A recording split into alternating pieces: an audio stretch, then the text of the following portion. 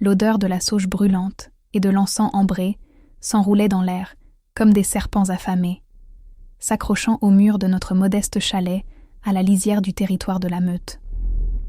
Dehors, le crépuscule saignait à travers le ciel, dans des nuances de violet et de cramoisi. À l'intérieur, les doigts de ma belle-mère s'enfonçaient dans mes épaules, alors qu'elle me poussait vers la porte de la cave cachée sous le vieux tapis de cuisine. « Tu resteras là-dessous jusqu'à ce que la cérémonie d'accouplement soit terminée, » siffla-t-elle, sa voix portant le même venin auquel je m'étais habituée au cours de la dernière décennie. Pas un bruit, Ahara, tu comprends? Je hochai la tête, la gorge serrée par des protestations muettes, mes cheveux blonds pâles, de la couleur du clair de lune hivernale, si différents des tresses sombres qui coulèrent dans la lignée de ma belle-mère, tombèrent sur mon visage tandis que j'étais poussée vers les marches de bois étroites descendant dans l'obscurité. « Ton père n'aurait jamais dû t'amener dans cette meute, » continua-t-elle, ses mots coupant plus profondément que des griffes ne l'auraient jamais pu. « Une demi-sang sans loup dont on puisse parler. Quelle utilité as-tu à une cérémonie d'accouplement? Tu ne ferais que nous embarrasser tous. » Le poids familier de la honte s'appuya contre ma poitrine. J'avais entendu ces mots sous diverses formes depuis mes 7 ans, lorsque mon père avait ramené sa nouvelle épouse après la mort de ma mère.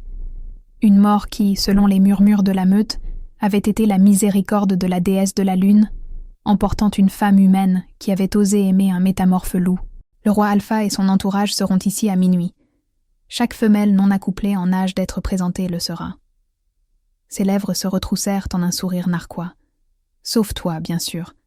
Le roi n'a aucune utilité pour les choses brisées.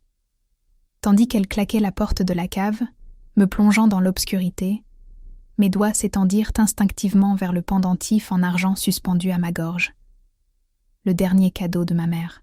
Sa surface était devenue lisse, après des années de toucher anxieux. Le motif de croissant de lune à peine visible désormais. Dans l'obscurité, je me murmurais les mots de ma mère. La lune brille également sur toutes les créatures, Ahara. N'oublie jamais que tu as autant ta place sous sa lumière que n'importe qui. Le bruit des mouvements au-dessus de moi m'indiqua que ma belle-mère et ma demi-sœur, Mara, se préparaient pour la cérémonie. Mara était tout ce que je n'étais pas, de sang pur, forte comme un loup, et d'une beauté sombre. Elle avait passé des semaines à se préparer pour cette nuit, convaincue que le roi Alpha la choisirait comme compagne.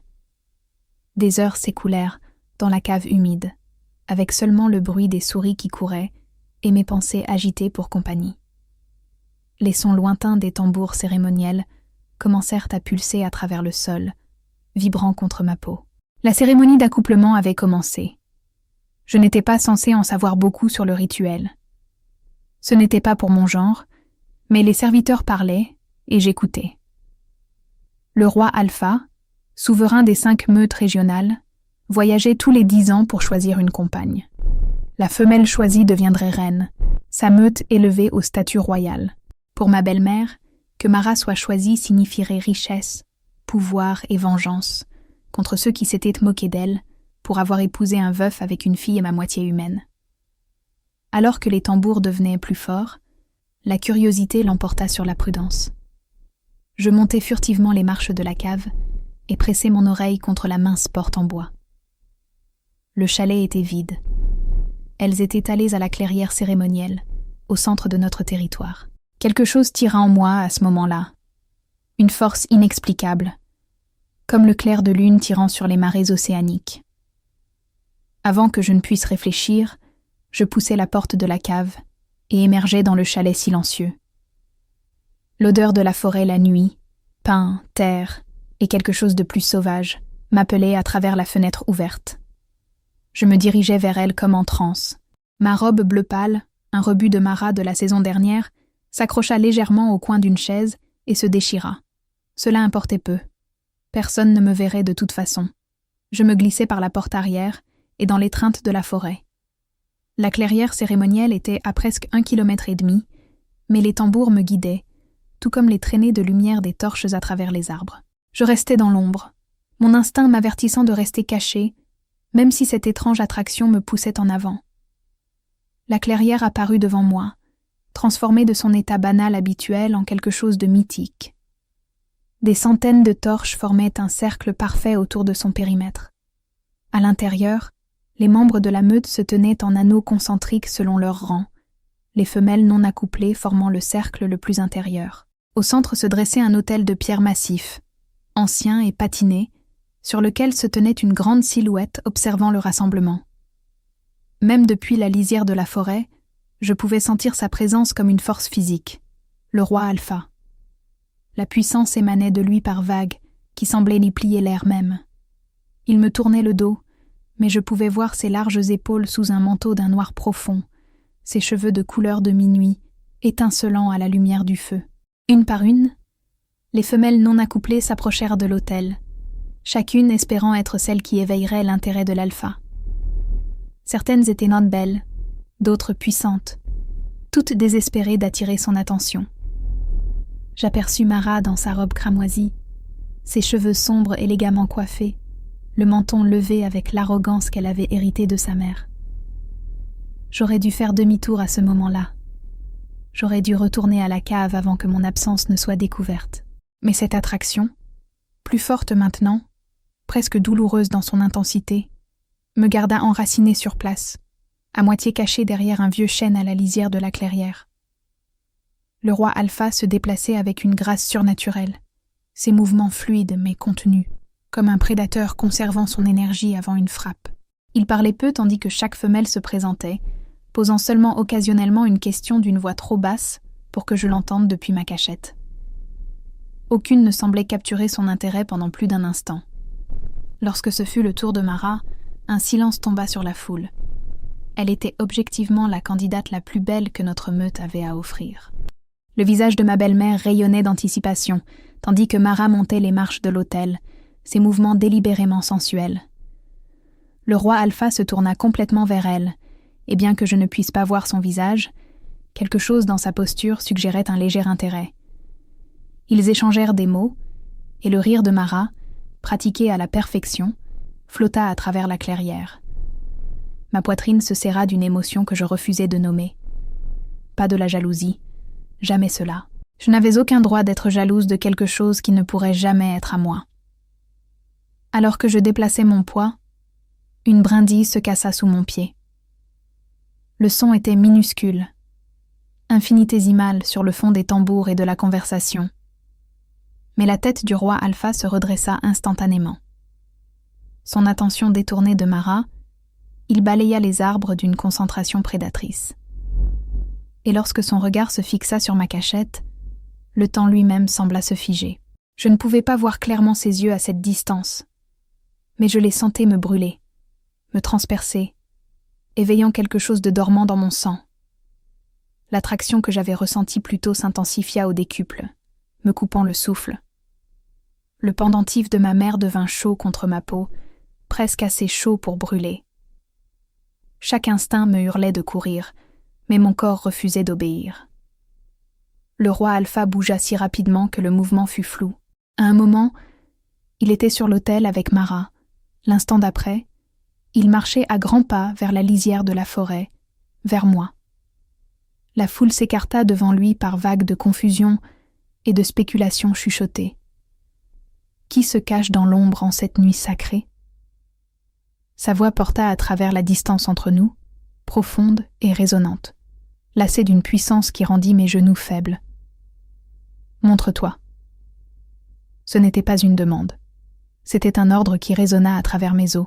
Avant que je ne puisse réfléchir, je sortis de derrière le chêne, sous la lumière des torches, mes cheveux pâles capturant la lueur dorée. Un halètement collectif s'éleva du rassemblement. Le visage de ma belle-mère se tordit de rage et d'horreur. Mara, toujours sur l'autel, semblait sur le point de s'évanouir. Le roi Alpha se tenait parfaitement immobile. Son visage était enfin visible pour moi. Il était plus jeune que je ne l'avais imaginé. Peut-être 30 ans, avec des traits qui semblaient sculptés dans la pierre par un artiste obsédé par la perfection.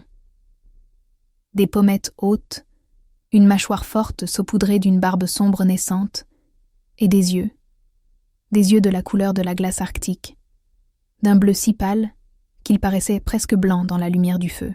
Ses yeux s'écarquillèrent, presque imperceptiblement en me dévisageant, et quelque chose changea dans leur profondeur glaciaire. quelque chose qui ressemblait dangereusement à de la reconnaissance. « Quel est ton nom » demanda-t-il, sa voix plus douce maintenant, mais non moins impérieuse. « Ara » murmurai-je. Puis j'éclaircis ma gorge et répétai plus fermement. « Mon nom est Ahara, ce n'est personne. » La voix de ma belle-mère coupa le silence tandis qu'elle se frayait un chemin vers l'avant. Une demi-sang. L'erreur de mon mari d'un précédent mariage. Elle n'était pas invitée à la cérémonie. Le roi Alpha ne la regarda même pas. Ses yeux restèrent fixés sur les miens, comme s'il avait trouvé quelque chose perdu depuis longtemps. Une demi-sang, répéta-t-il pensivement, humaine et loup. Ce n'était pas une question. Je hochai la tête, mes joues brûlantes de honte. Je ne devrais pas être ici. Je m'en vais. Alors que je me tournais pour me retirer dans la forêt, sa voix m'arrêta. « Reste !» Encore une fois, ce seul mot résonna à travers moi comme le glas d'une cloche. Mes pieds refusèrent de bouger. Il s'approcha lentement, chaque pas délibéré, jusqu'à ce qu'il se tienne assez près pour que je puisse sentir son odeur. Air de montagne après un orage, sauvage et dangereux et enivrant. De près, je pouvais voir une cicatrice courant de sa tempe droite à sa mâchoire, une ligne blanche contre une peau bronzée qui, d'une certaine manière, ne faisait qu'accentuer sa beauté. « Tu n'as pas de loup ?» demanda-t-il, me faisant le tour avec une grâce prédatrice. « Non, roi Alpha, je suis brisé, comme ils disent. » Les mots avaient un goût amer sur ma langue. « Intéressant. » Il s'arrêta juste devant moi, dominant, si bien que je dus incliner la tête en arrière pour maintenir le contact visuel. « Et pourtant, tu as senti l'appel de la cérémonie. Tu es venu malgré l'interdiction. » Ma belle-mère s'avança à nouveau. « Votre Majesté, veuillez pardonner cette intrusion. La fille est simple. Elle ne comprend pas nos coutumes. » Silence. Il n'éleva pas la voix. Il ne la regarda même pas. Mais le seul mot portait une telle autorité qu'elle se tut immédiatement. Je parle avec Ahara. La façon dont il prononça mon nom, comme s'il le savourait, envoya un frisson le long de ma colonne vertébrale. J'ai senti quelque chose, admis-je, incapable de mentir sous ce regard pénétrant. Une attraction. L'intérêt vacilla dans ses yeux. Vraiment ? Il tendit la main, son mouvement prudent comme s'il approchait un animal sauvage, et souleva le pendentif en argent de l'endroit où il reposait contre ma clavicule. Ses doigts effleurèrent ma peau, envoyant une secousse d'électricité à travers mon corps. « Où as-tu eu ça ?» demanda-t-il, étudiant le motif du croissant de lune. « C'était à ma mère. » Un murmure parcourut la foule, mais je gardai mon attention sur le visage du roi Alpha, observant les diverses émotions qui y vacillaient, trop rapidement pour être interprétées. « Sais-tu ce qu'est cette nuit, Ahara, en plus de la cérémonie d'accouplement ?» Je secouai la tête. La lune de sang qui se lève. Une fois par siècle, la lune devient rouge, et la magie ancienne s'éveille. Ses yeux se levèrent vers le ciel, où la pleine lune pendait comme une perle parfaite. À minuit, elle commencera à changer de couleur. Des choses anciennes s'agitent lors de telles nuits. Les destins s'alignent. Son regard revint au mien, intense et inquisiteur. Rien n'arrive par accident pendant une lune de sang. Avant que je ne puisse répondre, il se redressa de toute sa hauteur et se tourna pour s'adresser à la foule stupéfaite. « La cérémonie est terminée », annonça-t-il, sa voix portant sans effort à travers la clairière. Un silence choqué suivit ces mots, brisé par le cri outré de ma belle-mère. « Mais vous n'avez pas choisi de compagne ?» Le sourire du roi Alpha fut froid. « Vraiment ?» Il se retourna vers moi et, d'un mouvement fluide, porta ma main à ses lèvres. Le contact envoya une autre onde de choc à travers mon système, plus forte qu'avant, provoquant un bref flou dans ma vision. « Ahara », dit-il, assez fort pour que tout le monde entende. « Je te revendique comme mienne, sous le témoignage de la lune de sang qui approche. » La forêt éclata en chaos. Le cri de rage de ma belle-mère coupa le bruit comme un couteau. Mara trébucha en descendant de l'autel, le visage livide. Et à travers tout cela, les yeux du roi Alpha ne me quittèrent jamais. Arctiques et anciens, et remplis de secrets que je ne pouvais même pas commencer à comprendre. « C'est impossible, » murmurai-je, tremblante. « Je ne suis pas l'une des vôtres. Pas vraiment. » Son sourire changea alors, se réchauffant légèrement sur les bords. « Tu es exactement ce que je cherchais, » dit-il, sa voix pour mes oreilles seulement. « Depuis plus longtemps que tu ne peux l'imaginer. » Alors que la lune commençait sa lente transformation au-dessus de nous, prenant la couleur du sang frais, je sentis ma vie changer tout aussi dramatiquement, passant de l'ombre à la lumière, en l'espace d'un seul battement de cœur. Les murmures se répandirent dans la foule comme une traînée de poudre, un chœur d'incrédulité et de spéculation. Je restai figé, la revendication du roi Alpha résonnant à mes oreilles, tandis que la lune de sang projetait ses premières ombres cramoisies à travers la clairière. « C'est un scandale !» La voix de ma belle-mère coupa les murmures, son visage déformé par la fureur alors qu'elle s'avançait. « Votre Majesté, vous ne pouvez pas la vouloir. Elle n'a pas de loup, pas de force. C'est une humaine !»« Prudence !» l'interrompit le roi Alpha, sa voix douce mais portant un tranchant mortel qui fit même vaciller ma belle-mère. « Vous parlez de ma compagne choisie. » Le titre de « compagne » envoya un frisson le long de ma colonne vertébrale. Cela ne pouvait pas être réel. Des hommes comme lui ne choisissèrent pas des femmes comme moi. Il devait y avoir une erreur, une blague cruelle ou un calcul politique que je ne comprenais pas. « Je ne connais même pas votre nom », murmurai-je, la réalisation me frappant soudainement. Quelque chose comme de l'amusement vacilla dans ses yeux pâles. « Evander », dit-il, le nom roulant de sa langue comme de la fumée.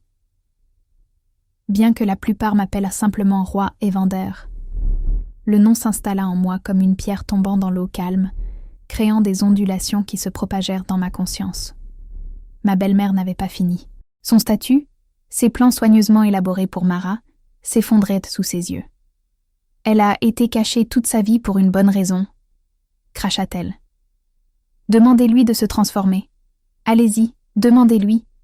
Elle ne peut même pas accéder à l'aspect le plus fondamental de notre nature. » Les murmures de la foule devinrent plus forts.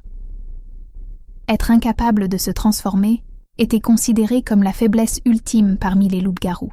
C'était pourquoi j'avais été cachée, pourquoi les enfants de la meute m'avaient tourmentée, pourquoi les prétendants potentiels m'avaient toujours ignorée. L'expression d'Evander resta impassible, tandis qu'il se tournait pour me faire face complètement. Est-ce vrai? Je levai le menton malgré la honte qui brûlait dans ma poitrine. Oui, je ne me suis jamais transformée. « As-tu essayé ?» demanda-t-il, sa question étonnamment douce. Bien sûr que j'ai essayé. Les mots sortirent de plus aigus que prévu, des années de frustration derrière eux. À chaque pleine lune depuis mes 12 ans, rien ne se passe. Aucun loup ne répond. Il m'étudia avec ses yeux anciens, puis tendit la main pour toucher à nouveau le pendentif de ma mère. « Peut-être que tu as appelé le mauvais loup. » Avant que je ne puisse demander ce qu'il voulait dire, il se tourna pour s'adresser aux membres de la meute rassemblée. « Retournez chez vous. La cérémonie est terminée. » Son ton ne laissait aucune place à la discussion. Le bêta de notre meute, un homme grisonnant nommé Thorn, qui avait servi mon père pendant des années, s'approcha prudemment. « Votre Majesté, il y a des traditions à observer. La revendication doit être suivie par... » « Je suis bien conscient des traditions, bêta Thorn, » le coupa Evander. « Elles seront honorées en temps voulu. Pour l'instant, je souhaite parler seul avec ma compagne. » Ma compagne, encore. Ce titre envoya des courants d'incrédulité à travers moi. « Permettez-nous au moins de la préparer, » interjeta désespérément ma belle-mère. « Elle n'est pas convenablement vêtue pour... » « Elle est parfaite telle qu'elle est, » déclara Evander avec finalité, ses yeux jetant un coup d'œil à ma robe bleue déchirée avant de revenir à mon visage. « Laissez-nous. » À contre-cœur, la foule commença à se disperser. Mara me lança un regard de pure haine, tandis que ma belle-mère l'entraînait, lui sifflant des promesses de représailles qu'elles savaient toutes deux qu'elles ne pourraient plus réaliser, pas contre la choisie du roi Alpha. Bientôt, Seuls Evander et moi restâmes à la lisière de la clairière, la lumière des torches projetant de longues ombres sur le sol de la forêt. Au-dessus de nous, la lune continuait sa transformation, rougeoyant maintenant comme du cuivre poli. « Tu dois avoir des questions, » dit-il, sa voix s'adoucissant une fois que nous fûmes seuls. « Des centaines, admis-je. À commencer par « Pourquoi ? Pourquoi moi ? Vous auriez pu choisir n'importe qui. Mara est belle, de sang pur, et entièrement fausse pour ce dont j'ai besoin. » Il commença à marcher vers le centre de la clairière, me faisant signe de le suivre. J'hésitai brièvement avant de me mettre à son pas. « Et de quoi avez-vous besoin exactement ?» Il sourit, l'expression transformant ses traits sévères en quelque chose de saisissant. « De patience, Ahara. Certaines réponses doivent être méritées plutôt que données. » Nous atteignîmes l'autel de pierre au centre de la clairière. De près, je pouvais voir d'anciens symboles gravés à sa surface, usés par des siècles d'intempéries, mais toujours visibles au clair de lune. « Connais-tu l'histoire du pendentif de ta mère ?»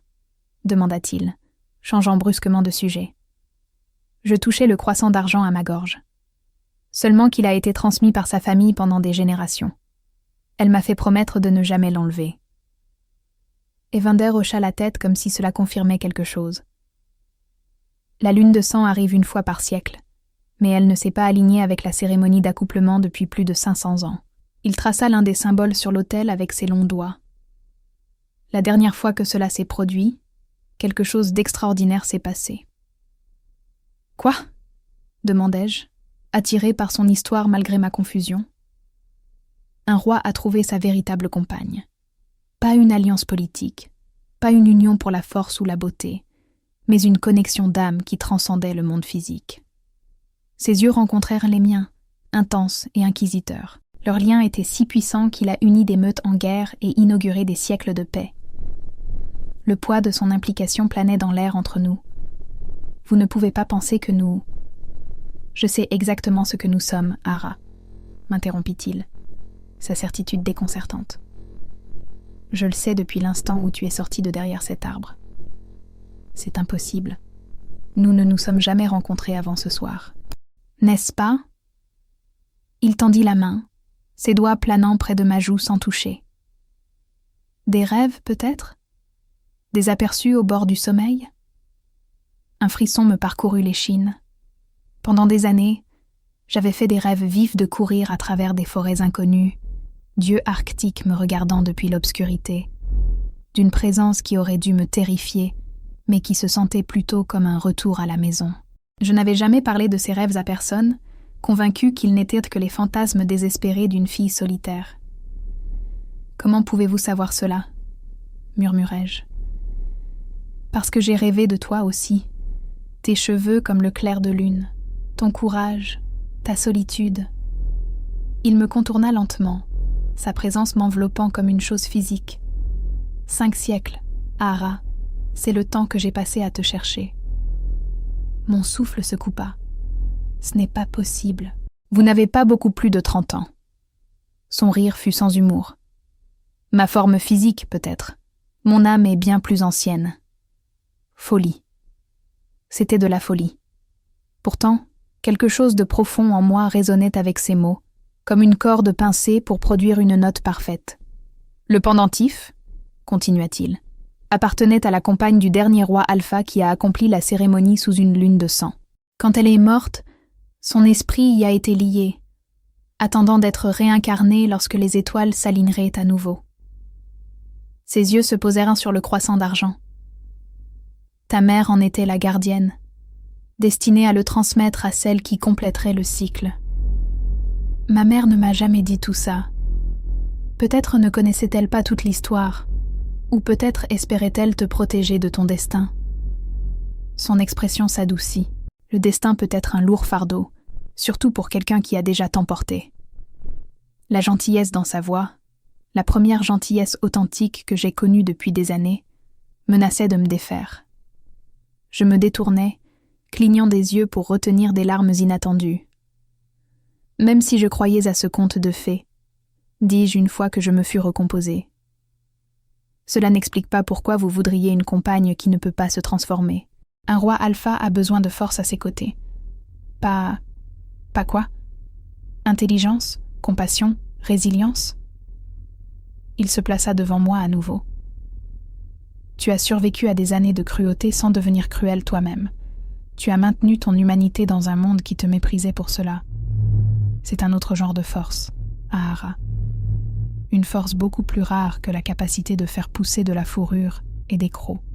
Ces mots touchèrent quelque chose de vulnérable en moi, un espoir désespéré que j'avais enterré il y a longtemps. Les beaux discours ne changent pas la réalité.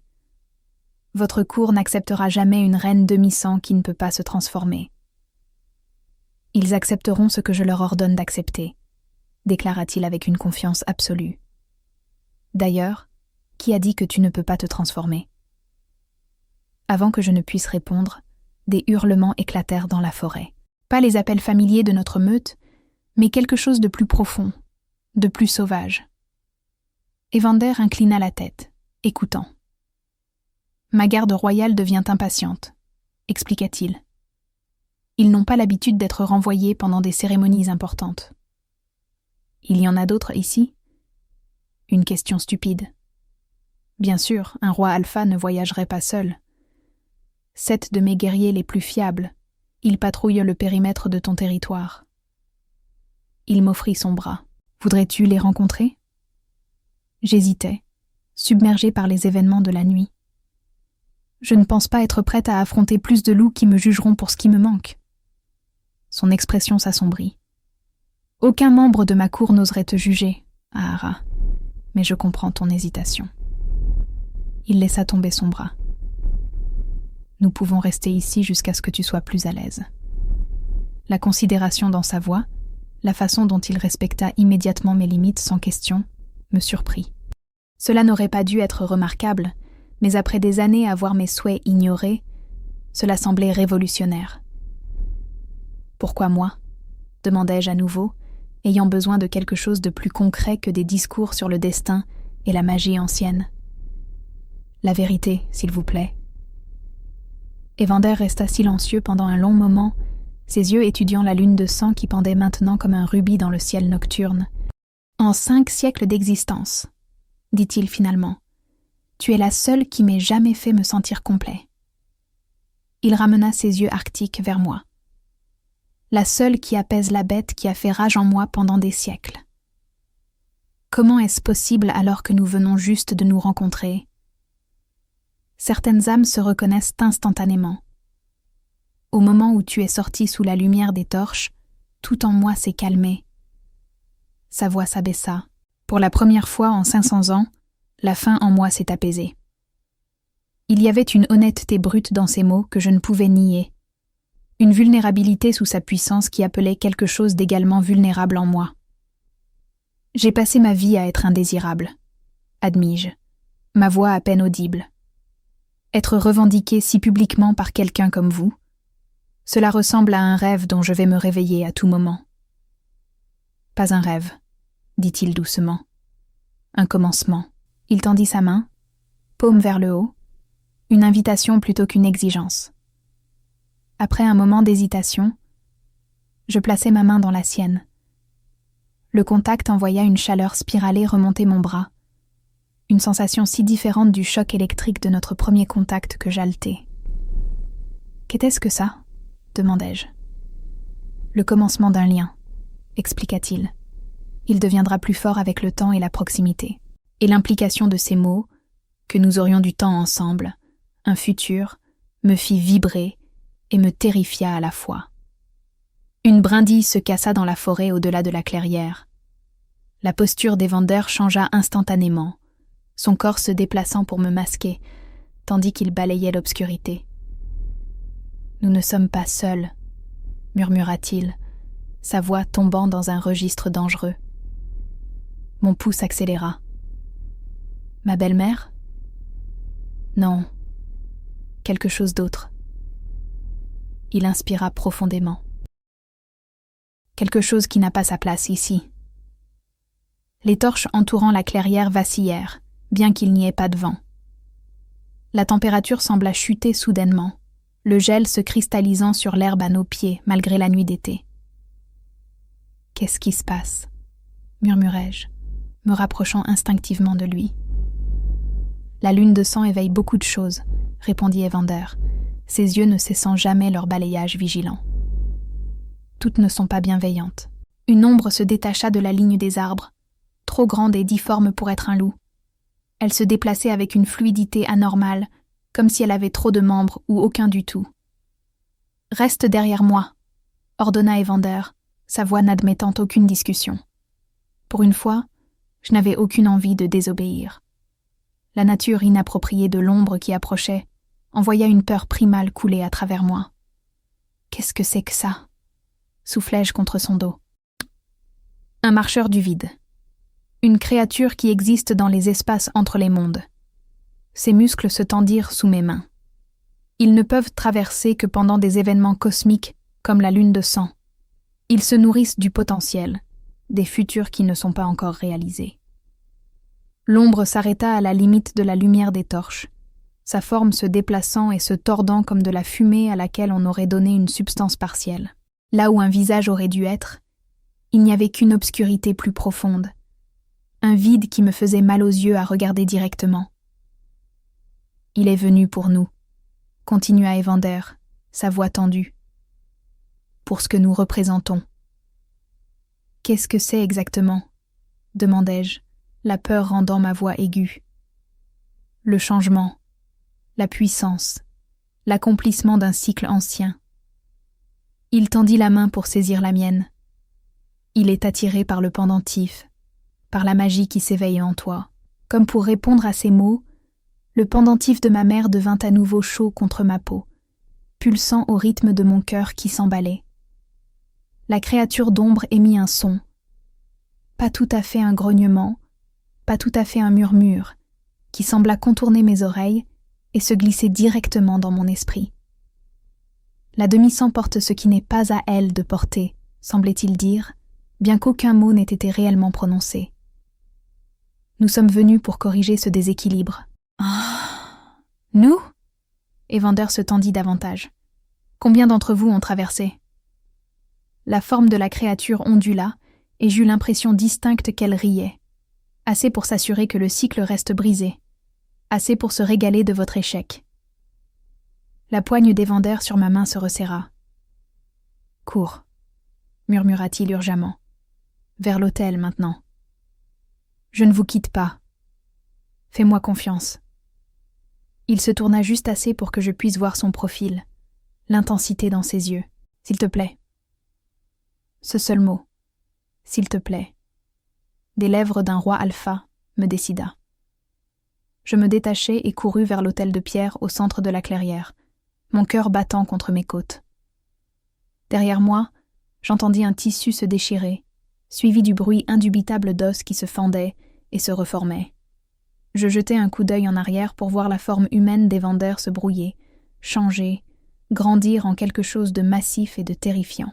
Son loup était différent de tout ce que j'avais jamais vu. 2 fois la taille d'un alpha normal, avec une fourrure noire comme minuit, à l'exception d'une strie d'argent allant d'entre ses yeux jusqu'à la base de son cou. Ses yeux transformés restaient du même bleu pâle anormal, rougeoyant de puissance dans l'obscurité. Alors que la créature d'ombre se ruait en avant, Evander la rencontra avec crocs et griffes, son rugissement secouant l'air même autour de nous. Les torches flambèrent d'au plus haut, comme si elles répondaient à sa rage. J'atteignis l'hôtel et me retournai, regardant la bataille se dérouler avec un mélange de terreur et d'admiration. Evander se déplaçait avec une vitesse et une grâce impossibles, déchirant la créature malgré sa forme insubstantielle. Là où ses griffes se connectaient, l'ombre semblait se solidifier momentanément, une encre sombre éclaboussant l'herbe. Mais la créature était rapide aussi, ses membres s'étendant et se remodelant pour attaquer sous plusieurs angles. Une vrille d'obscurité cingla le flanc d'Evander, laissant une blessure fumante qui le fit gronder de douleur. « Evander !» criai-je, mes mains agrippant le bord de l'autel de pierre. Au son de ma voix, Evander et la créature se tournèrent vers moi. À cet instant, je sentis le pendentif contre ma peau devenir assez chaud pour brûler, sa surface argentée commençant à rougeoyer d'une lumière intérieure qui correspondait à la couleur de la lune de sang au-dessus. L'attention de la créature d'ombre se déplaça entièrement vers moi, attirée par la lueur cramoisie du pendentif. Elle abandonna son combat avec Evander et se rua vers l'autel, se déplaçant à une vitesse anormale. Le réceptacle s'éveille. Sa voix glissa dans mon esprit. Comme c'est inopportun. Evander se lança entre nous, ses mâchoires massives claquant sur la créature, mais l'une de ses vrilles d'ombre se glissa devant lui et m'atteignit, visant le pendentif rougeoyant à ma gorge. L'instinct prit le dessus. Je pressai ma paume contre l'argent brûlant, embrassant la douleur plutôt que de me retirer. La lueur du pendentif s'intensifia, saignant à travers mes doigts et projetant une lumière rubis sur la surface ancienne de l'autel. Les symboles sculptés dans la pierre commencèrent à s'illuminer en réponse, créant un cercle parfait de sceaux cramoisis autour de moi. La créature d'ombre recula avec un son semblable à de la soie qui se déchire. La vieille magie s'agite. Cela ne peut être permis.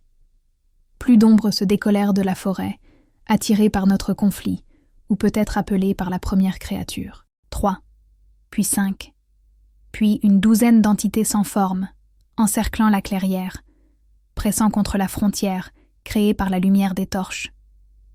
Evander recula vers l'autel, sa forme massive de loup se positionnant de manière protectrice devant moi. Du sang maculait la fourrure le long de son flanc, là où la créature l'avait frappé. Mais sa posture restait forte, provocante. « Tu ne peux pas la protéger de nous tous, ancien. » Les voix d'ombre querrèrent dans mon esprit. Le cycle se termine ce soir. Le pendentif pulsait contre ma paume. Chaque battement envoyait des vagues de chaleur à travers mon corps. Avec elles vinrent des éclairs de mémoire, pas les miens, mais vifs néanmoins. Une femme avec mon visage mais vêtue de vêtements datant de siècles passés, le même pendentif autour de sa gorge. Un loup aux yeux arctiques veillant sur elle. Du sang sur la neige. Une promesse faite dans la mort. « Je ne comprends pas », murmurai-je, submergé par ces visions fragmentées. Evander grogna, le son grondant à travers la clairière comme le tonnerre lointain. Les ombres hésitèrent, mais seulement brièvement.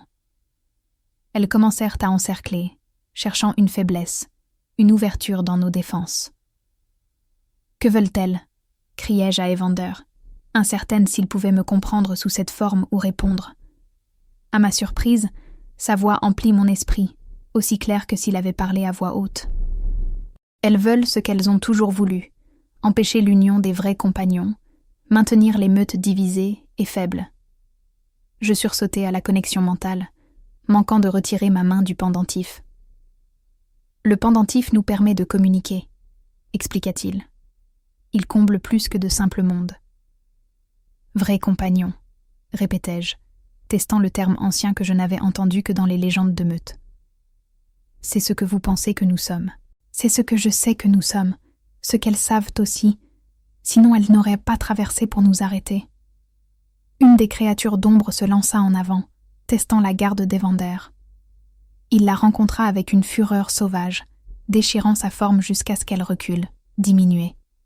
Je ne peux pas les combattre toutes, admit-il, sa voix mentale tendue. Pas tout en te protégeant. Et ma garde royale ne peut pas nous atteindre.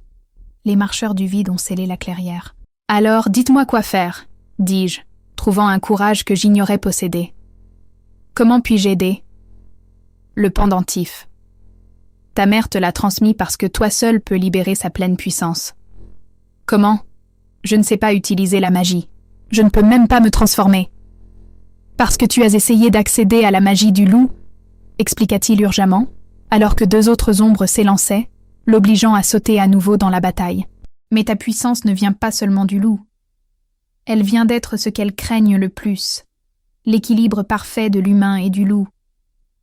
Le pendentif brûla plus fort contre ma peau, et avec lui vint un autre éclair de mémoire.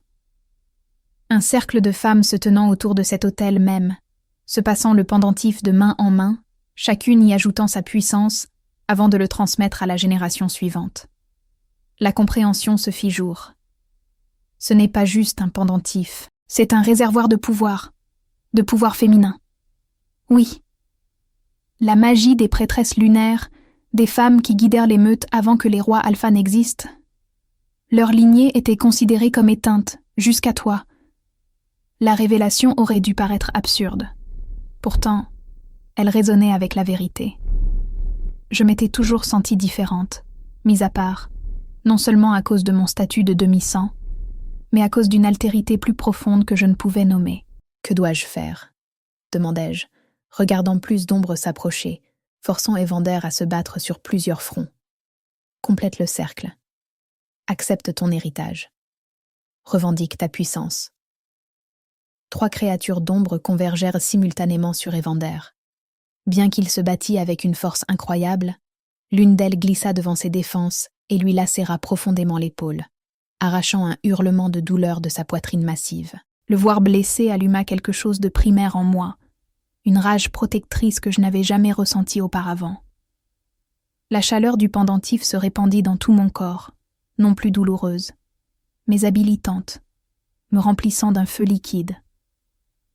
Je plaçai mes 2 mains sur l'autel, sentant la pierre ancienne vibrer sous mon toucher. Les symboles sculptés répondirent immédiatement, leur lueur s'intensifiant, jusqu'à ce que tout l'autel s'embrasse de lumière cramoisie. Des mots s'élevèrent à mes lèvres, des mots que je n'avais jamais appris, mais que je connaissais d'une manière ou d'une autre, dans une langue plus ancienne que l'émeute elle-même. Tandis que je les prononçais, la lumière de l'autel s'éleva en une colonne, qui se connecta à la lune de sang au-dessus, créant un pont parfait entre la terre et le ciel. Les créatures d'ombre poussèrent des cris perçants, leurs formes vacillant sur les bords, alors qu'elles reculèrent du cercle de lumière en expansion. Oui, la voix d'Evander remplit mon esprit, triomphante malgré sa douleur. Continue, Ahara. La puissance coula à travers moi, étrangère mais familière, comme un retour à une maison que je n'avais jamais su avoir.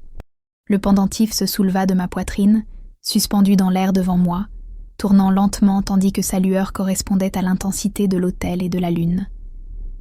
Les derniers mots de l'incantation s'arrachèrent à ma gorge d'une voix qui n'était pas entièrement la mienne. Plus profonde, plus ancienne, superposée aux échos des femmes qui s'étaient tenues là où je me tenais des siècles auparavant. Alors que la dernière syllabe tombait de mes lèvres, le pendentif se brisa. Pendant un moment terrible, je pensais avoir échoué. Puis les fragments d'argent s'étendirent vers l'extérieur, se transformant en milliers d'éclats éclairés par la lune qui restèrent suspendus dans l'air autour de l'autel. Chacun contenait un fragment de la lumière cramoisie. Chacun pulsait au même rythme que mon cœur. « Fille de la lune », criai-je, les mots venant d'une mémoire ancestrale. « Prêtez-moi votre force. » Les éclats répondirent, tourbillonnant autour de moi de plus en plus vite, jusqu'à former une tornade de lumière avec moi en son centre. À travers ce voile, je pouvais voir les créatures d'ombre se blottir, leur corps informe semblant se dissoudre là où la lumière les touchait. Evander tint bon, sa forme massive de loup baignée dans la lueur cramoisie, ses yeux fixés sur les miens, remplis d'un mélange d'admiration et de fierté qui fit gonfler mon cœur. D'un geste qui me parut aussi naturel que de respirer, je dirigeai les éclats tourbillonnants vers les créatures d'ombre. La lumière coupa leur obscurité comme d'innombrables petites lames. Chaque contact produisait un son comme de la glace qui se fissure sur un lac gelé. Les ombres gémirent, leur voix une cacophonie de rage et de peur dans mon esprit, alors qu'elles tentaient de fuir. Mais les éclats poursuivaient sans relâche, guidés par ma volonté, par la puissance combinée des générations de prêtresses lunaires coulant à travers moi. Une par une, les marcheurs du vide furent transpercés par la lumière, leur obscurité se fragmentant et se dissolvant dans l'air nocturne. Tandis que chacun tombait, je sentis la puissance du pendentif diminuer, les éclats devenant moins nombreux et plus faibles. Lorsque la dernière créature d'ombre eut été bannie, les éclats restants revinrent en spirale vers moi, reformant le pendentif croissant autour de mon cou.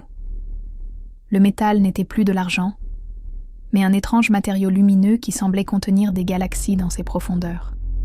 La colonne de lumière reliant l'autel à la lune de sang pulsa une fois de plus, puis s'éteignit lentement. Les symboles sculptés cessèrent de rougeoyer, retournant à la pierre patinée. Les torches autour de la clairière brûlèrent normalement à nouveau.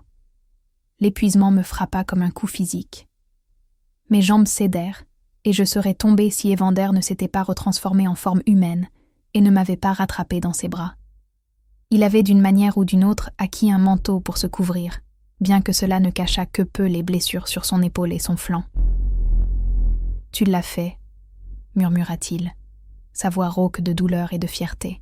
« Tu les as tous bannis. »« Mais quoi ? Qu'est-ce qui vient de se passer ?» demandai-je, ma propre voix à peine un murmure tandis que la fatigue s'installait profondément dans mes os. « Tu as revendiqué ton droit de naissance, » dit-il, m'aidant à m'asseoir sur le bord de l'autel. Les prêtresses lunaires étaient le contrepoids à la puissance alpha, la sagesse pour tempérer la force, la compassion pour guider la sauvagerie. Leur lignée était considérée comme perdue il y a des siècles. Je touchai le pendentif transformé à ma gorge. Ma mère ne m'a rien dit. Elle n'a peut-être pas connu la vérité complète elle-même. La connaissance était fragmentée, transmise par morceaux pour la protéger. Ses doigts effleurèrent les miens là où ils reposaient sur le pendentif. Mais la lune de sang se souvient, tout comme la magie dans ton sang. La clairière fut soudainement remplie du bruit de pas et de voix urgentes. 7 énormes loups éclatèrent de la ligne des arbres, leurs fourrures dans diverses nuances de gris, brun et noir, leurs yeux rougeoyants de puissance et d'inquiétude. « Ma garde royale », expliqua Evander, se redressant malgré ses blessures. Ils ont finalement franchi la barrière. Les loups s'approchèrent prudemment, leur tête massive inclinée en signe de déférence envers leur roi.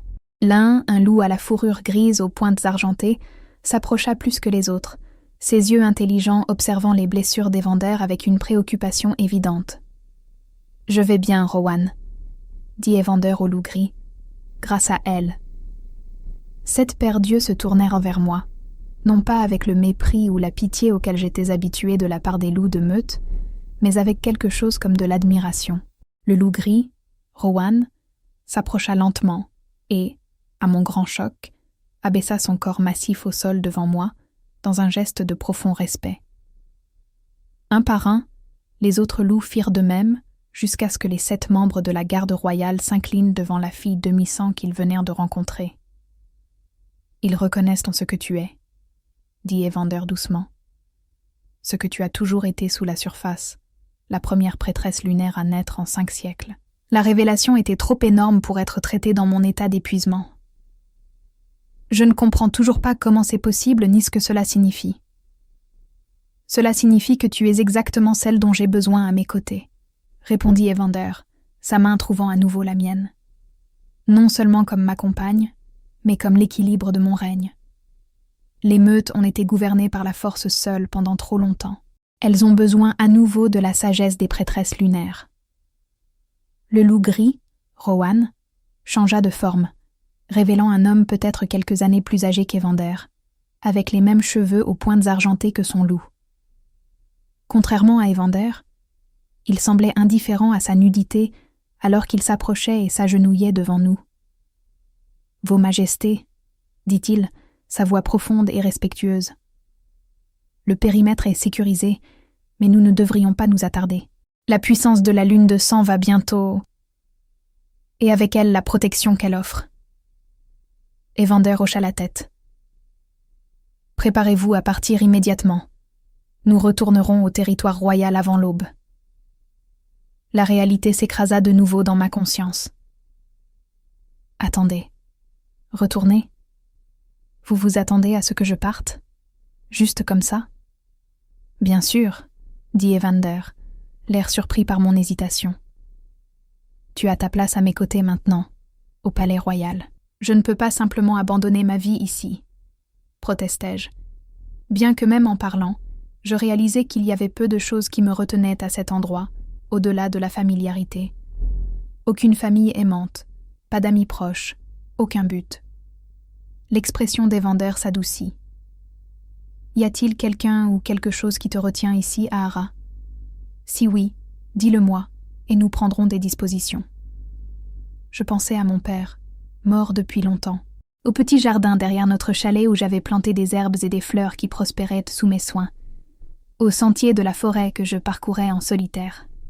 De petites choses, insignifiantes face à la magnitude de ce qu'Evander offrait, pourtant elles étaient les miennes. J'ai juste besoin de temps, dis-je finalement.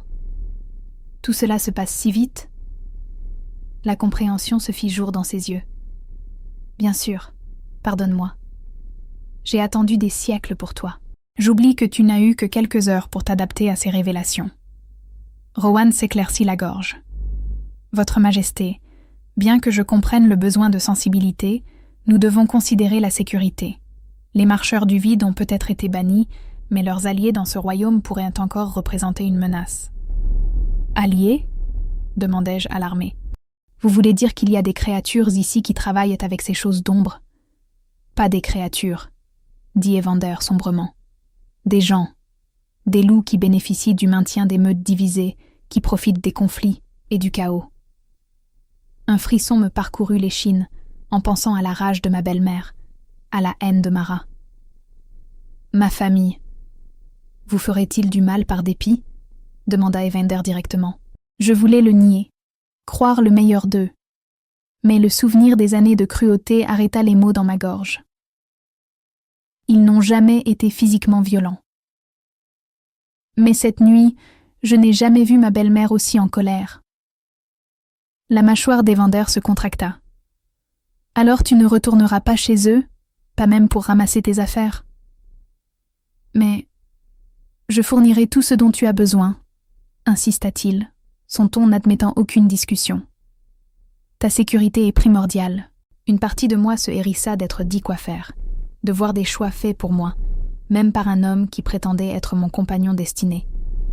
Une autre partie, celle qui avait enduré des années d'abus subtils et moins subtils, reconnut l'instinct protecteur derrière ces mots. Un compromis, suggérai-je, retrouvant ma voix. Je ne retourne pas chez ma belle-mère, mais je ne pars pas non plus pour le palais royal ce soir. J'ai besoin d'au moins une journée pour digérer tout ce qui s'est passé, pour dire au revoir à cette vie avant d'en commencer une nouvelle. Evander m'étudia, le conflit évident dans son expression. Finalement, il hocha la tête. Une journée, mais pas ici. Pas sur le territoire de ta meute, où ceux qui te veulent du mal peuvent t'atteindre. Ou alors, il y a un sanctuaire à la frontière de ton territoire, suggéra Rowan, regardant Evander. L'ancien temple près de la cascade, un terrain sacré protégé. Je connais cet endroit, dis-je, surprise. J'y allais pour être seule, pour réfléchir. Les sourcils d'Evander se haussèrent. Tu étais attiré par l'ancien temple des prêtresses lunaires sans savoir ce que c'était. Le sang appelle le sang, semble-t-il. Il se tourna vers Rowan. Prends les dispositions. 4 gardes en tout temps. Rotation de quart. Personne n'entre sauf sur mon ordre direct. Attendez, interrompis-je. Vous ne restez pas avec moi ? Quelque chose éclaira les yeux d'Evander. De la faim, rapidement contrôlée. Si je reste avec toi seul pendant une journée et une nuit entière, il laissa l'implication planer dans l'air entre nous. La chaleur monta à mes joues, alors que je comprenais. Le lien d'accouplement encore en formation entre nous pousserait à l'achèvement physique. Oh, dis-je, soudainement troublé. De plus, continua-t-il plus pratiquement, j'ai des affaires à régler. Ton ancien alpha de meute doit être informé de ton nouveau statut. Des arrangements doivent être pris pour ta présentation officielle à la cour et vos blessures doivent être soignées, ajouta Rowan de manière significative. Evander écarta cela d'un geste comme si ses blessures étaient sans conséquence. Je reviendrai te chercher au lever de lune demain. Cela te donnera-t-il suffisamment de temps ? Je hochai la tête, bien qu'en vérité, je doutais qu'une vie suffise à comprendre pleinement les changements que cette nuit avait apportés. Oui, merci. Il tendit la main, ses doigts me penchant doucement le menton vers le haut, jusqu'à ce que nos yeux se rencontrent. Ne me remercie pas de respecter tes souhaits. C'est le strict minimum que tu devrais attendre de ton compagnon. La simple déclaration, prononcée avec une telle conviction, me serra la gorge d'émotion. Comme c'était étrange de voir mes sentiments pris en compte, mes besoins reconnus après tant d'années du contraire. Les gardes royaux restants s'étaient retransformés en forme humaine et conféraient à voix basse, jetant occasionnellement un coup d'œil dans notre direction. Tous étaient clairement des guerriers, leur corps portant les preuves de bataille passées sous forme de cicatrices et une vigilance attentive qui ne s'atténuait jamais complètement. « Ils te protégeront de leur vie », dit Evander, suivant mon regard. « Tu apprendras à les connaître comme ta famille avec le temps. » Famille ? Le mot évoqua un désir si profond qu'il était presque douloureux. J'aimerais ça. Rowan s'approcha à nouveau, ayant enroulé un manteau autour de sa taille pour la modestie. Tout est préparé, Vos Majestés. 2 gardes escorteront la reine jusqu'au sanctuaire immédiatement. Les autres sécuriseront le périmètre et établiront une rotation de patrouille. Reine.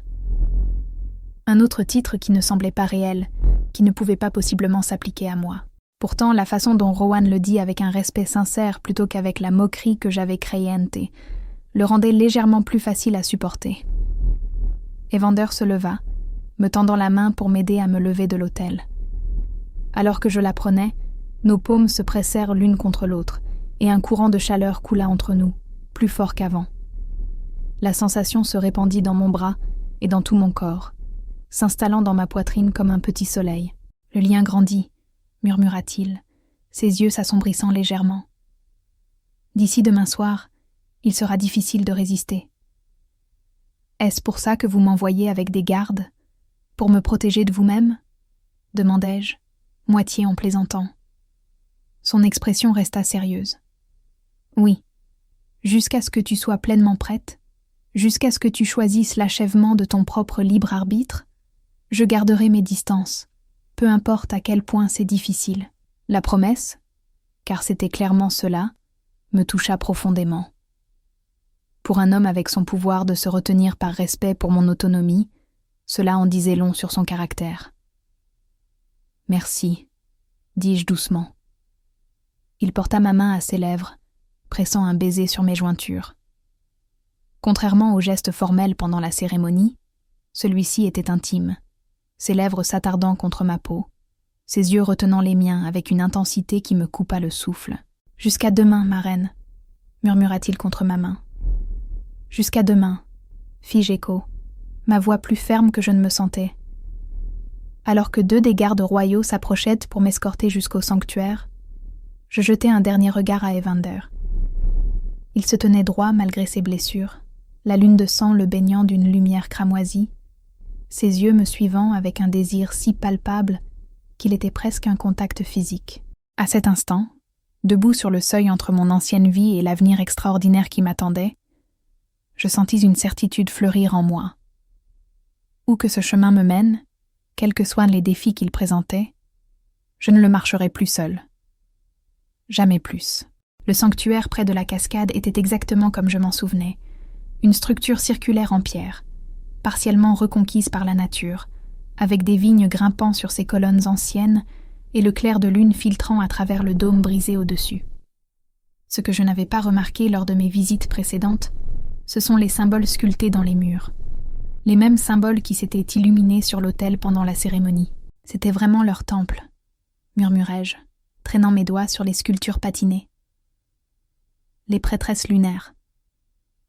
L'une de mes gardes, une femme mince et attentive nommée Sylvia avec des yeux ambrés et une cicatrice sur la gorge, hocha la tête.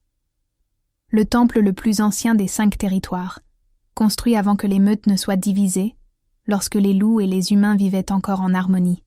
« Vous connaissez l'histoire » demandai-je, surprise. « La garde royale sert plus que le roi Alpha » répondit-elle. « Nous préservons les connaissances que d'autres préféreraient oublier. Des connaissances qui attendaient que quelqu'un comme vous revienne. » L'autre garde, un homme massif appelé Quin, dont le silence suggérait qu'il ne parlait que lorsque c'était absolument nécessaire, s'était occupé de sécuriser le périmètre, vérifiant les pierres anciennes pour des faiblesses, établissant des routes de patrouille avec les 2 gardes postés à l'extérieur.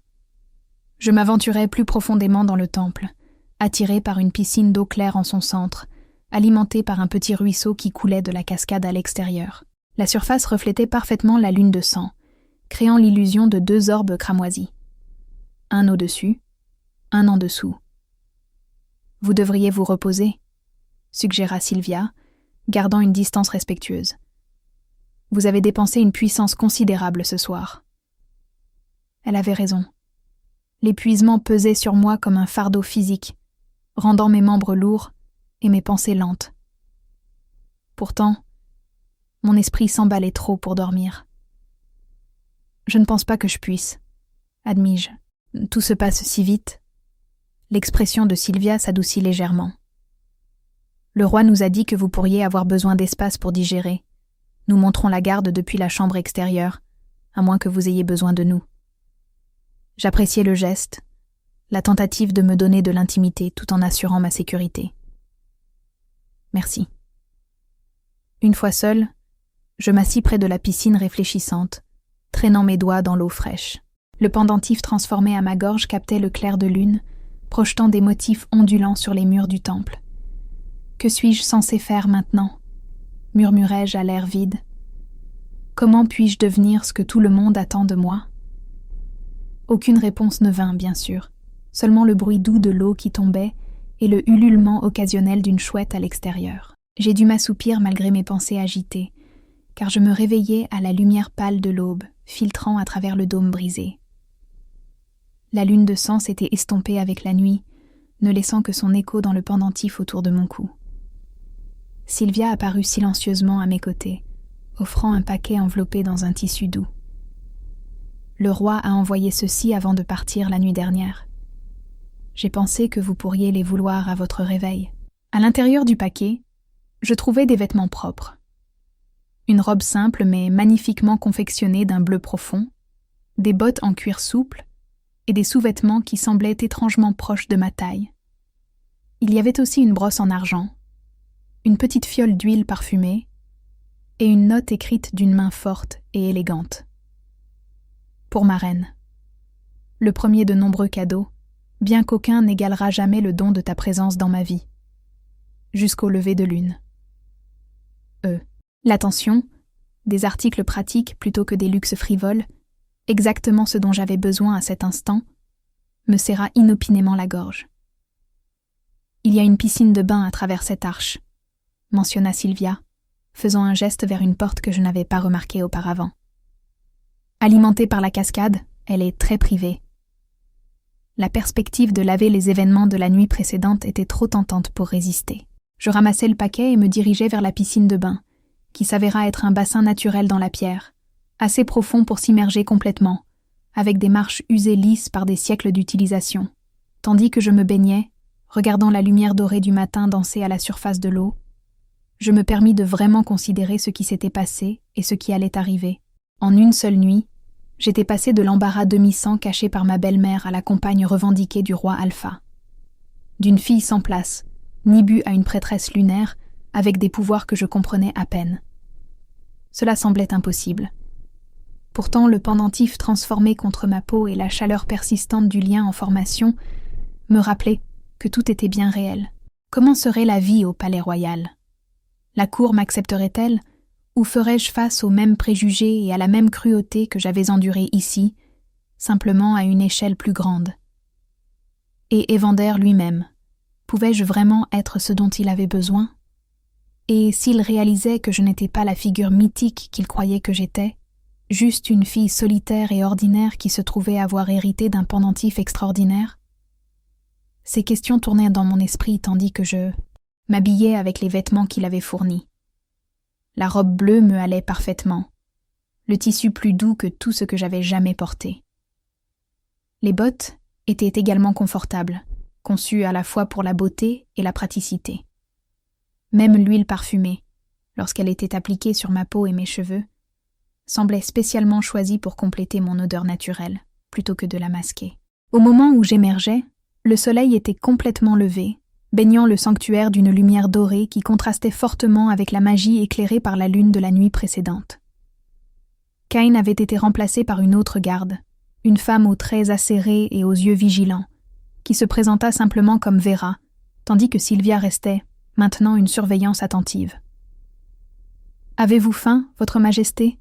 demanda Sylvia, l'adresse formelle me surprenant encore. Avant que je ne puisse répondre, mon estomac gronda assez fort pour que les deux gardes l'entendent. La chaleur monta à mes joues, tandis que Sylvia souriait, le premier vrai sourire que j'ai vu d'elle. « Je prendrai ça pour un oui, dit-elle, récupérant un panier que je n'avais pas remarqué auparavant. Le roi avait anticipé cela aussi. Le panier contenait du pain frais encore chaud du four, des baies mûres, du fromage à pâte dure et de la viande fumée. Une nourriture simple mais d'excellente qualité. Il y avait aussi une flasque de vin de baie sucré qui avait le goût du soleil d'été. Alors que je mangeais, assise en tailleur près de la piscine réfléchissante, Sylvia me tint compagnie pendant que Vera patrouillait les chambres extérieures. Quelque chose dans la présence stable de la garde rendait facile d'exprimer les questions qui me hantaient. « Comment est-il » demandai-je soudainement. « Quand il n'est pas royal ?» Sylvia considéra la question attentivement.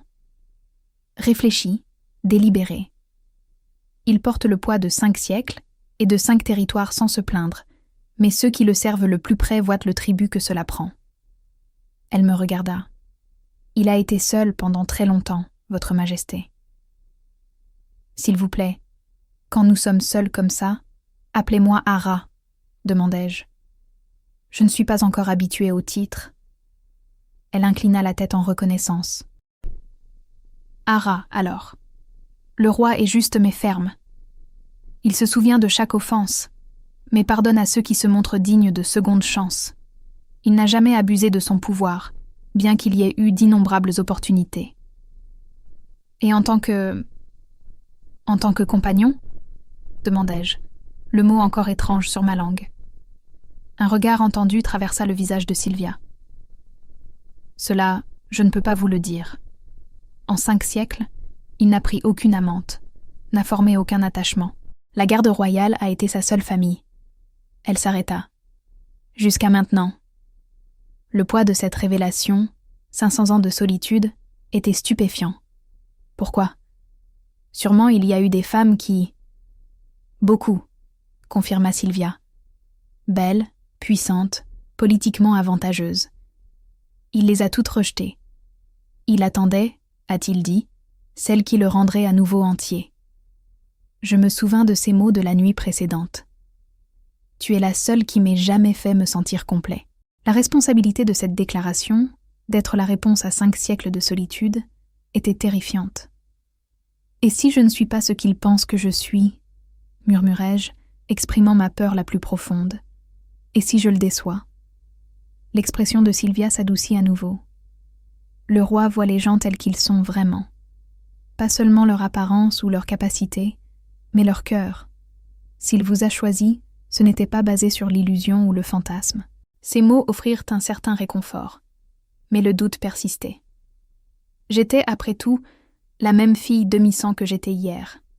La même fille à qui on avait dit toute sa vie qu'elle n'était pas assez bien. La journée passa lentement, mesurée dans le décalage progressif de la lumière du soleil à travers le sol du temple. J'explorais le sanctuaire plus à fond, découvrant d'anciens textes écrits dans une langue que je ne pouvais pas lire, mais dont je comprenais en quelque sorte la signification, et de petites niches qui contenaient autrefois des offrandes à la lune. Sylvia répondit à mes questions sur les territoires royaux, la structure de la cour, les devoirs que l'on pourrait attendre de moi en tant que reine. Alors que le coucher du soleil approchait, mon anxiété revint au décuple. Je déambulai dans la chambre intérieure, incapable de me calmer, touchant le pendentif à plusieurs reprises pour me rassurer. « Il arrive », annonça soudain Vera de sa position près de l'entrée. Le roi approche avec son escorte. Mon cœur bondit dans ma gorge. Déjà ? Mais le soleil n'est pas complètement couché. Il est impatient, observa Sylvia avec la plus légère touche d'amusement. Je lissai ma robe avec des mains tremblantes, soudainement consciente de mon apparence d'une manière que je n'avais jamais été auparavant. Ai-je l'air acceptable ? Les yeux de Sylvia s'adoucirent. Vous ressemblez à une reine, Ara. Votre reine. Pas l'idée que quelqu'un d'autre s'en fait. Avant que je ne puisse répondre, une ondulation d'énergie traversa le sanctuaire, la présence indubitable d'un alpha dans la force de l'âge. Mon pendentif se réchauffa contre ma peau, répondant à sa proximité comme s'il saluait un vieil ami. Et puis il était là, remplissant l'entrée arquée de sa présence. Evander avait échangé son manteau de cérémonie noire contre une tenue plus pratique, un pantalon sombre, une tunique anthracite ouverte à la gorge et un manteau plus court qui ne diminuait en rien son maintien royal. Ses blessures de la nuit précédente étaient à peine visibles, déjà guéries à une vitesse surnaturelle. Ses yeux arctiques trouvèrent immédiatement les miens, se réchauffant d'une intensité qui rendait la respiration difficile. Pendant un instant, aucun de nous ne parla, la connexion entre nous vibrant comme une corde pincée. « Ara », dit-il finalement, mon nom sur ses lèvres résonnant à la fois comme une salutation et une prière.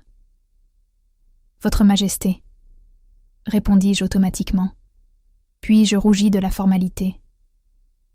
Un sourire toucha les coins de sa bouche. Je pense que nous avons dépassé de telles formalités, n'est-ce pas? Sa garde royale et la mienne échangèrent des regards entendus avant de se retirer discrètement dans les chambres extérieures, nous laissant seuls au cœur du sanctuaire.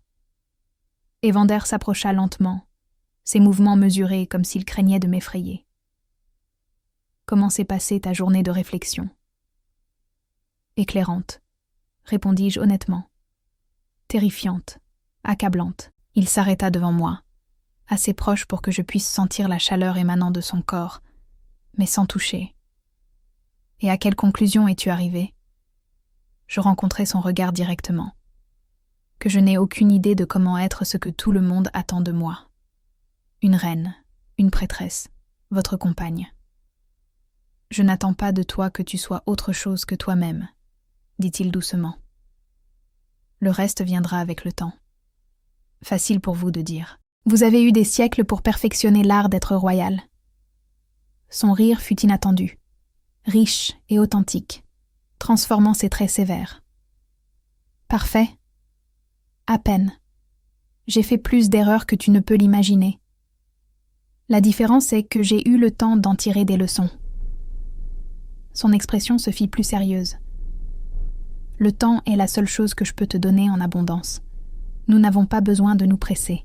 La considération dans sa voix, la patience qu'il offrait alors qu'il aurait pu simplement commander, continua de me surprendre. « Pourquoi êtes-vous si différent de ce à quoi je m'attendais ? Et qu'attendais-tu d'un roi alpha ?» demanda-t-il, sincèrement curieux. « De l'arrogance, de la domination, quelqu'un qui prend ce qu'il veut sans poser de questions. » Ses yeux s'assombrirent légèrement. Il y a certainement des alphas qui se comportent ainsi.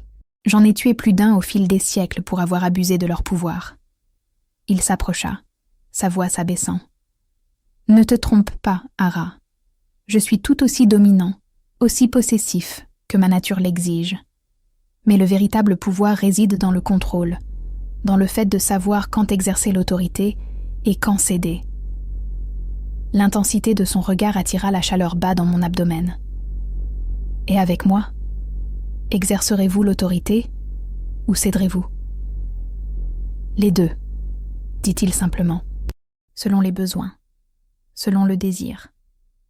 Sa main se leva, planant près de ma joue sans toucher. Puis-je ?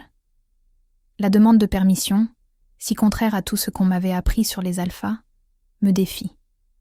Je hochai la tête, incapable de parler au-delà de la constriction dans ma gorge. Ses doigts effleurèrent ma joue avec une douceur exquise, traçant la ligne de ma mâchoire.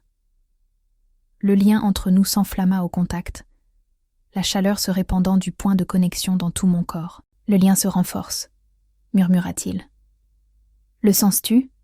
« Oui », soufflai-je, me penchant légèrement dans son toucher. « Qu'est-ce que c'est exactement, cette connexion entre nous ?» Beaucoup de choses. Une reconnaissance d'âme compatible, un pont entre les esprits, éventuellement un partage de force et de pouvoir. Son pouce effleura ma lèvre inférieure, envoyant des frissons le long de ma colonne vertébrale. Avec le temps, si tu le choisis, bien plus. L'implication planait dans l'air entre nous, lourde de possibilités que je n'étais pas prête à examiner de trop près. Je reculai légèrement, ayant besoin de distance pour penser clairement. Vous avez dit que j'avais jusqu'au lever de lune pour décider si je devais retourner avec vous au palais royal. La déception vacilla sur ses traits à la perte de contact, mais il hocha la tête. C'était notre accord. Avant de décider, j'ai besoin d'honnêteté, une honnêteté totale. Je rassemblai mon courage. Que se passe-t-il si je dis non ? Si je ne suis pas prête à partir avec vous ce soir ? La question le peina clairement, mais il répondit sans hésitation. « Alors je respecterai ta décision, t'offrirai une protection ici ou où que tu souhaites aller. Te donnerai le temps dont tu as besoin, même si cela signifiait attendre plus longtemps après avoir déjà attendu des siècles. » Même alors, sa certitude était absolue. Je ne forcerai pas cela, Ara, pour rien au monde. Et le lien s'estomperait-il si je choisissais de m'éloigner? Une ombre traversa son visage. Non. Il resterait incomplet mais présent pour nous deux, un rappel constant de ce qui aurait pu être. La pensée de porter un tel lien, de sentir son attraction sans accomplissement, semblait insupportablement cruelle. Vous vous soumettriez à cela pour ma liberté de choix? Oui, pas d'hésitation, pas de qualification, juste la simple vérité. À cet instant, je compris quelque chose de fondamental à propos des Vander, de l'homme sous la couronne, sous les siècles de pouvoir et de solitude. Il était foncièrement honorable d'une manière que peu atteignent jamais. Il maniait son immense pouvoir avec retenue, non parce qu'il le devait, mais parce qu'il le choisissait. « J'ai une dernière question, » dis-je, ma voix plus ferme maintenant. « Tout ce que tu veux. Que voyez-vous quand vous me regardez? Pas ce que je représente ou le pouvoir que je pourrais avoir, mais moi, juste Ara. » L'expression des Vander s'adoucit, la vulnérabilité transparaissant à travers sa façade royale. Je vois une femme qui a enduré des années de cruauté sans devenir cruelle, qui était restée compatissante alors qu'elle avait toutes les raisons d'endurcir son cœur, qui a affronté des créatures d'ombre et une magie ancienne avec plus de courage que des guerriers 2 fois sa taille. Sa voix s'abaissa jusqu'à un murmure. Je vois l'autre moitié de mon âme, Ara, la partie qui m'a manqué pendant 500 ans. Ces mots déshabillèrent mes dernières défenses, l'honnêteté brute dans sa voix, la profondeur de l'émotion dans ses yeux. Ceci ne pouvait pas être fabriqué ou manipulé. Quoi d'autre pouvait être incertain? Ces sentiments pour moi étaient réels. Je vais venir avec vous, dis-je doucement. Au palais royal, à votre foyer. La joie qui transforma son visage était comme regarder l'aube se lever après la plus longue nuit. Progressive au début, puis radieuse. Notre foyer, corrigea-t-il doucement. Avant que je ne puisse répondre, il ferma la distance entre nous et encadra mon visage dans ses mains. Puis-je t'embrasser, Ara? Pas en tant que roi à reine ou alpha à compagne, mais en tant qu'homme qui a attendu des vies pour te trouver. Mon souffle se coupa à la tendresse de sa demande. Oui, murmurai-je. Ses lèvres rencontrèrent les miennes avec une retenue douce, un baiser qui demandait plutôt qu'il n'exigeait. Le contact envoya le lien entre nous monter en flèche comme une rivière brisant la glace au printemps. Chaud et puissant et imparable, mes mains trouvèrent leur chemin vers sa poitrine, sentant son cœur tonner sous ma paume. Lorsqu'il se retira finalement, ses yeux s'étaient assombris à la couleur d'un ciel d'hiver avant l'orage. Pupilles dilatées par un désir à peine contrôlé. Le pendentif à ma gorge pulsait au rythme de mon cœur qui s'emballait, projetant une douce lueur entre nous. « Nous devrions y aller, » dit-il, sa voix plus rauque qu'avant, avant que j'oublie mes promesses de patience et de temps.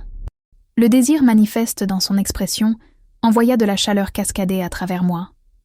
Une partie de moi, une partie que je reconnaissais à peine, voulait lui dire d'oublier ses promesses, de céder à la faim qui montait entre nous.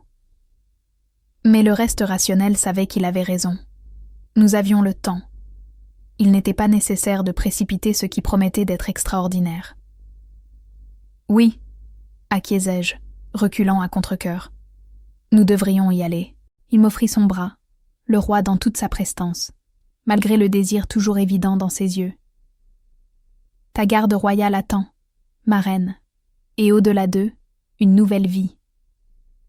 Alors que je plaçais ma main sur son bras, le contact même à travers le tissu envoyant de la chaleur spiralée remontait mon membre. Je pensais à quel point mon monde avait changé radicalement en l'espace d'une journée et d'une nuit. De caché et indésirable à revendiquer et chéri. De sans pouvoir à puissante. J'ai peur. admis-je alors que nous marchions vers l'entrée du sanctuaire où nos gardes attendaient. D'échouer, de ne pas être assez bien. Evander s'arrêta, se tournant pour me faire face complètement. La peur était naturelle face à l'inconnu. Mais souviens-toi de ceci, Ahara. Tu es né pour ce rôle, cette vie, ce but. Le sang des prêtresses lunaires coule dans tes veines. Le pouvoir qui a banni les marcheurs du vide vient de toi, pas seulement du pendentif. Non. Et si je fais des erreurs? Son sourire fut doux. Alors nous ferons face aux conséquences ensemble, et nous en tirerons des leçons. J'ai fait d'innombrables erreurs en 5 siècles. Pourtant, je suis là. À l'extérieur du sanctuaire, les gardes se tenaient au garde-à-vous, leurs visages soigneusement neutres, malgré la curiosité évidente dans leurs yeux. Le ciel s'était approfondi en indigo, les étoiles commençant à apparaître comme des diamants dispersés, bien que la lune ne soit pas encore levée. 3 chevaux noirs massifs attendaient à proximité, leur taille correspondant à la stature surnaturelle de leur cavalier. Un 4e, plus petit avec une robe de la couleur du clair de lune pâle, se tenait à l'écart des autres. « Un cadeau », dit Evander, suivant mon regard vers la jument blanche. Son nom est Luna. J'ai trouvé cela approprié. La prévenance du geste, de sélectionner une monture qui correspondait à ma couleur plutôt qu'à la sienne, de choisir un animal plus doux adapté à quelqu'un avec mon expérience limitée, me toucha profondément. « Merci », dis-je, tendant la main pour caresser le nez velouté de la jument. Elle frotta ma paume affectueusement, comme si nous étions déjà de vieilles amies. Evander m'aida à monter, ses mains s'attardant à ma taille, plus longtemps que strictement nécessaire. Le contact envoya une autre vague de chaleur à travers le lien en formation. Le territoire royal est à une demi-journée de chevauchée d'ici, expliqua-t-il alors qu'il montait son propre étalon, une bête si noire qu'il semblait absorber la lumière déclinante. Nous voyagerons pendant la nuit et arriverons à l'aube. Tandis que notre petite procession s'éloignait du sanctuaire, je jetai un dernier regard à l'ancien temple, à l'endroit où j'avais passé mes dernières heures en tant que simplement Hara, la demi-sang sans importance. Au moment où je le reverrai, je serai transformé tout comme le pendentif de ma mère l'avait été. Nous chevauchâmes dans un silence confortable pendant un certain temps, les gardes nous laissant de l'espace tout en maintenant un périmètre protecteur. La forêt de nuit aurait dû être effrayante. Mais avec Evander à mes côtés et le pendentif chaud contre ma peau, je ne ressentais qu'un étrange sentiment de retour à la maison. « Que se passe-t-il lorsque nous atteignons le palais royal ?» demandai-je finalement. « Y aura-t-il une cérémonie formelle? Une annonce ?»« Il y aura des formalités, » confirma Evander. « Une présentation à la cour, une reconnaissance formelle de notre lien. Éventuellement, un couronnement. » Il me regarda, lisant l'appréhension sur mon visage. « Mais d'abord, il y aura du temps pour toi de t'installer, d'apprendre ta nouvelle maison, de t'adapter. » M'accepteront-ils, la cour, les autres meutes? La question qui me rongeait depuis la revendication jaillit. Une reine demi-sang n'est pas exactement traditionnelle.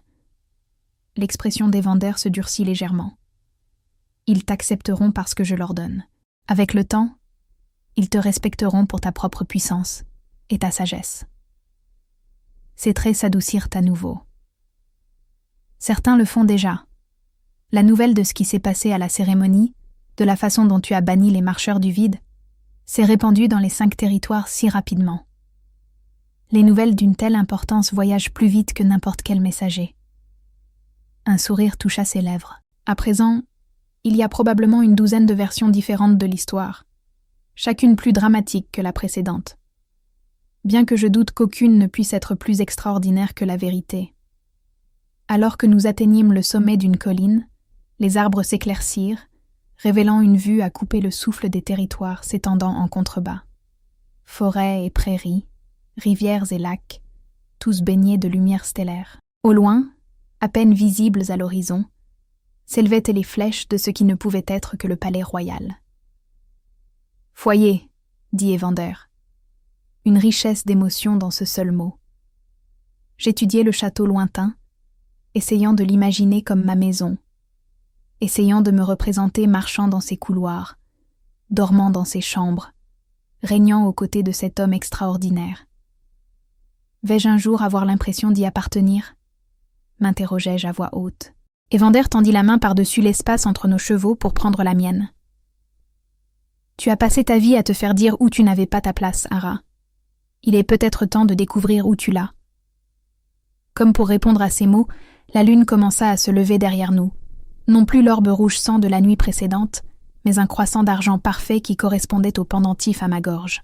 Sa lumière nous baigna d'un doux rayonnement, transformant le chemin forestier devant nous en argent.